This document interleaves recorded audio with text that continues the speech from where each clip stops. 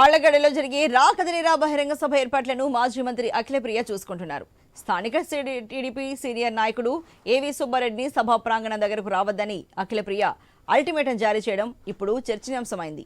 పొత్తులో ఉన్న టీడీపీ జనసేన పార్టీలు ఒకే తాటిపై ఉండి సభను విజయవంతం చేయాలని అధిష్టానం సూచించినప్పటికీ స్థానిక జనసేన ఇన్ఛార్జ్ గిరిగేల రాంపుల్లారెడ్డిని ఆహ్వానం అందించకపోవడంపై విమర్శలు వ్యక్తమవుతున్నాయి.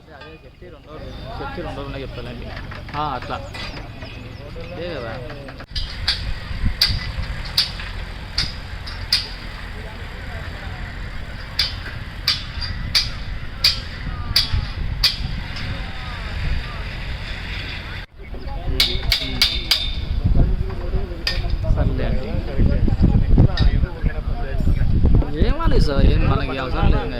10,000 అంటే ఇప్పుడు ఆల్రెడీ లోపల ఏమంటారు, మనకు వచ్చే ప్రోగ్రామ్ కూడా కలిసి చేసుకుంటే అదే పెద్దది.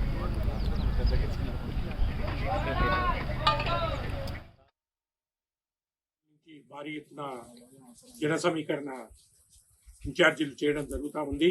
దాదాపు 1,00,000 మందితో ఈ సభ జయప్రదం చేయాలనే ఉద్దేశంతో ప్రతి ఒక్క తెలుగుదేశం నాయకుడు కార్యకర్త ముందుకు వస్తున్నారు. నేను కూడా ప్రతి ఒక్కరికి నంద్యాల పార్లమెంట్ లో ఉన్న తెలుగుదేశం పార్టీ నాయకులకు కార్యకర్తలకు అందరూ కూడా వచ్చి ఈ సభను జయప్రదం చేయాలని కోరుకుంటున్నాను.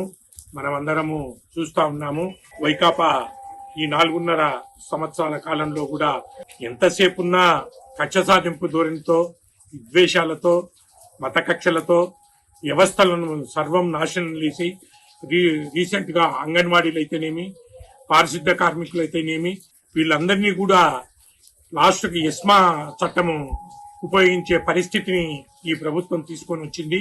ఇక అభ్యర్థుల విషయం అయితే ఫుట్బాల్ ఆడుతున్నారు, ఎక్కడ ఎవరుంటారో అర్థం కాలేని పరిస్థితి. ఉదాహరణకు చిలకలూరిపేట రజనీ 4.5 సంవత్సరము మంత్రిగా పనిచేసింది. ఆమెను తీసుకుపోయి గుంటూరుకి వేశారు.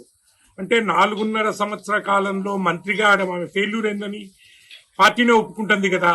ఫెయిల్యూర్ అయిన ఆమె గుంటూరులో ఎట్లా సక్సెస్ అవుతుంది? అన్ని తాలూకా